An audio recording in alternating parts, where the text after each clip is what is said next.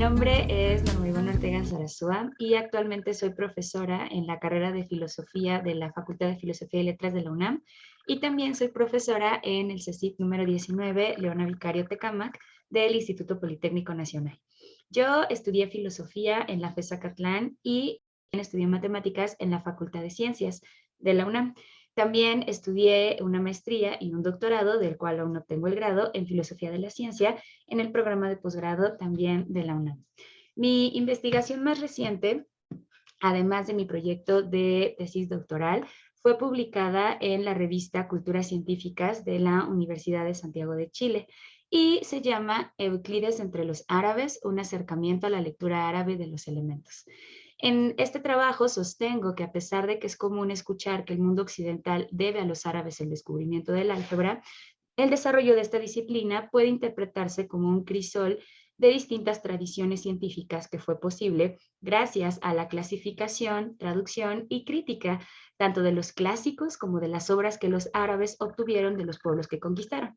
Entre estos trabajos se encontraba los elementos de Euclides, que fueron cuidadosamente traducidos durante el califato de Al-Mamun por el matemático Al-Khwarizmi, quien, además de escribir el libro del álgebra en Muqabala, sentó los fundamentos de la disciplina que más tarde sería conocida como álgebra, y quien, además, en la primera parte de su obra, nos proporciona 3 métodos para resolver 3 tipos de ecuaciones que llama ecuaciones combinadas.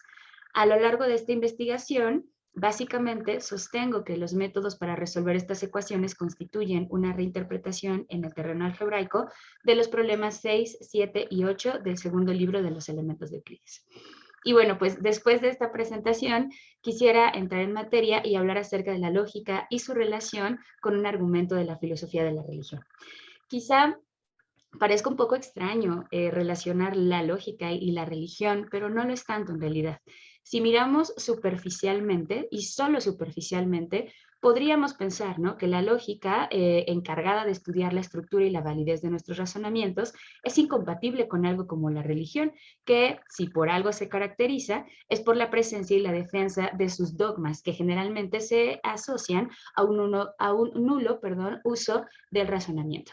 Hay que tener mucho cuidado con sostener algo así, ¿no? Pues si hay alguna área del desarrollo cultural humano en la que el razonamiento y la lógica, por supuesto, ha demostrado toda su fuerza, es precisamente al interior de temas religiosos, y más que religiosos, teológicos. Con esto quiero decir, en última instancia, que la fe y la razón no son incompatibles.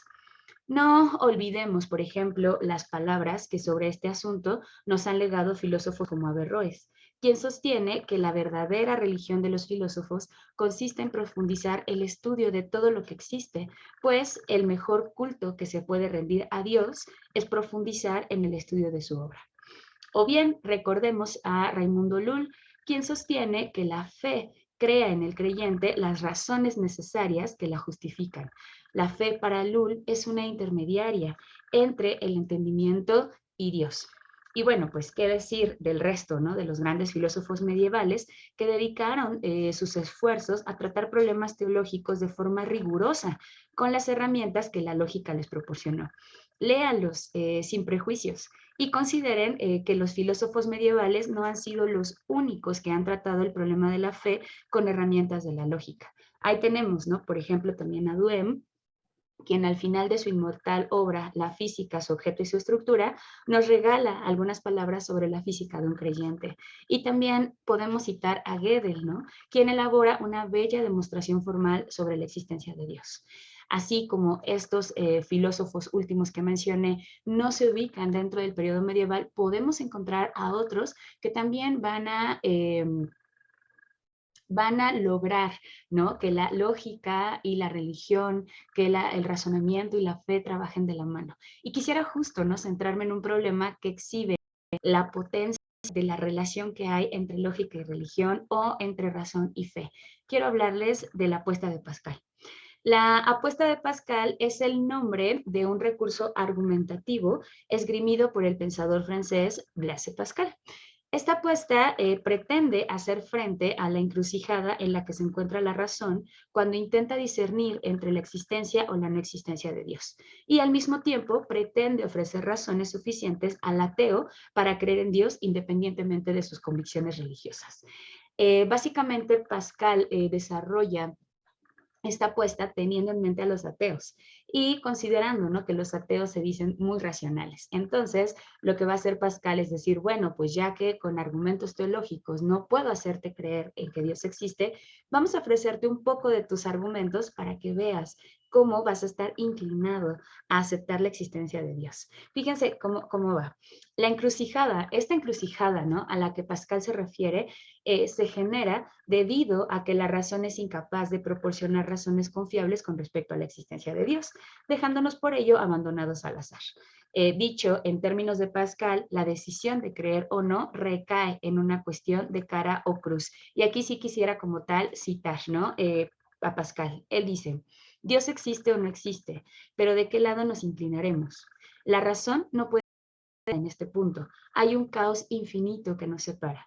Se juega a un juego en la extremidad de esta distancia infinita en la que saldrá cara o cruz. ¿Por qué apuestas? Razonablemente no puedes apostar ni por una ni por otra. Razonablemente no puedes defender ninguna de las dos, pero hay que apostar. Todo jugador aventura con certidumbre para ganar con incertidumbre. Y no obstante, aventura ciertamente lo finito para ganar inciertamente lo infinito, sin pecar contra la razón. Fíjense, puesto que carecemos de razones suficientes para decidir entre dos creencias, que Dios exista o que no exista, nos encontramos ante un caos que nos obliga a apostar por una de las dos opciones. El resultado de la apuesta, sin embargo, no nos impide partir de bases firmes y ciertas para hacer una elección sin pecar contra la razón. Es decir, lo que Pascal nos quiere decir es que pese a la incertidumbre, podemos hacer una apuesta razonable. Ajá. ¿En qué consiste esta apuesta y cómo es que va a entrar la lógica aquí en juego? Bueno, pues el análisis de este problema que Pascal nos está mencionando y su posterior resolución considera tres aspectos que el mismo Pascal ya nos proporciona. Uno es el estado del asunto a tratar, es decir, si Dios existe o no. Dos, los actos que el sujeto puede realizar en relación con el estado del asunto, es decir, creer o no creer en la existencia de Dios. Y tres, es aquí como lo interesante, la utilidad de los actos por realizar, es decir, ganar una vida infinitamente feliz, perdón, o no. Ian Hacking, un filósofo que nos es un poco más cercano, nos dice que el problema que Pascal está planteando es un problema de decisión bajo incertidumbre y que esta clase de problemas tienen tres ingredientes. Uno, la partición de los posibles estados de sucesos. Dos, los posibles actos que la gente puede emprender. Y tres, la utilidad de las consecuencias de cada acto posible, en cada estado posible de sucesos de la partición. Los criterios que Hacking, como pueden ustedes ver, los criterios que Hacking nos proporciona para abordar el problema de decisión bajo incertidumbre son exactamente como los mismos que Pascal ya nos dice, ¿no? O que Pascal anuncia para llevar a cabo una apuesta razonable, ¿no? ¿Qué es lo que vamos a tener aquí y cómo se resuelve? Simplemente recuerden, ¿no? Tenemos que Dios existe y Dios no existe y yo creo o no creo en él. Si Dios existe y yo creo en él, entonces voy a tener una recompensa, ¿no? Voy a tener una vida inmensamente feliz cuando muera, ¿no? Si Dios no existe y yo creo en él, pues cuando muera no va a pasar nada, ¿no? O sea, porque no existe y yo creo, pues no pasa nada. Pero, ¿qué sucede?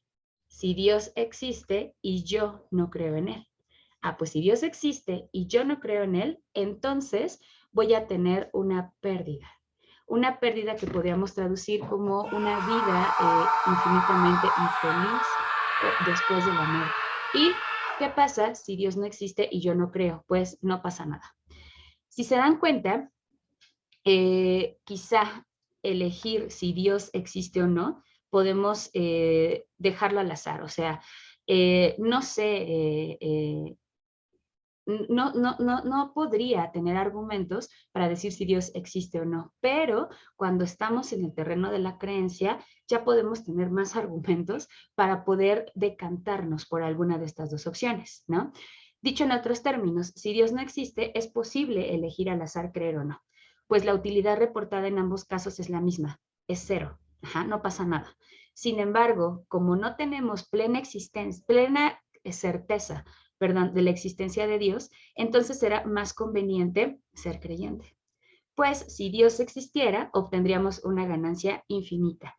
Caso contrario, tal cual lo hace ver el mismo Pascal, no perderíamos nada. Aquí voy a citar a Pascal otra vez.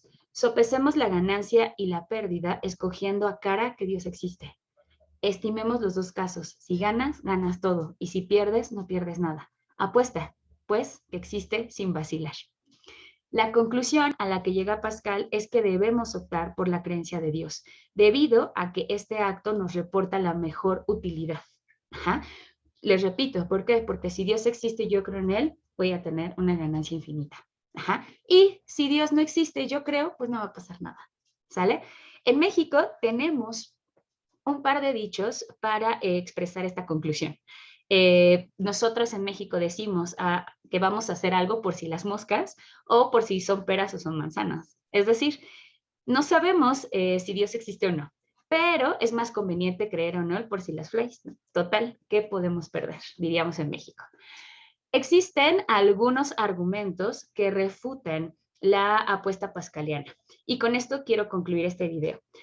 Como por ejemplo tenemos el argumento de Schmidt, quien nos dice que si Dios realmente existiera y además este Dios fuera omnisapiente, o sea que lo supiera todo, entonces sabría que creemos en él por mera conveniencia y en ese caso no tendríamos ninguna ganancia. Lo que Schmidt nos quiere decir acá es que Dios no es estúpido. Se daría cuenta de que estamos creyendo en él porque nos conviene y no por convicción y en ese caso también nos iría mal. También, bueno, aparte de este argumento, tenemos un interesante contraargumento en una obra que se llama Ateísmo, una justificación filosófica de Martin. Él nos dice en todo, bueno, dedica prácticamente todo un capítulo de su obra a combatir la apuesta pascaliana con ayuda del genio maligno de Descartes, o bueno, de Descartes. Entonces, es interesante ver, ¿no? Cómo lo que hace Martin es ir metiendo genios malignos al argumento de Pascal, va haciendo las particiones más grandes y nos va mostrando cómo, contrario a lo que Pascal nos decía, parece que lo más conveniente es no creer en Dios. Y bueno, quisiera concluir que, pues como podemos ver, la lógica, ¿no? Además de hacer una maravillosa mancuerna con la ciencia, la computación, la inteligencia artificial o la teoría de la argumentación, hace también un gran equipo con la religión. Y bueno, pues hasta aquí dejo el video y muchas gracias por su atención. Hasta la próxima.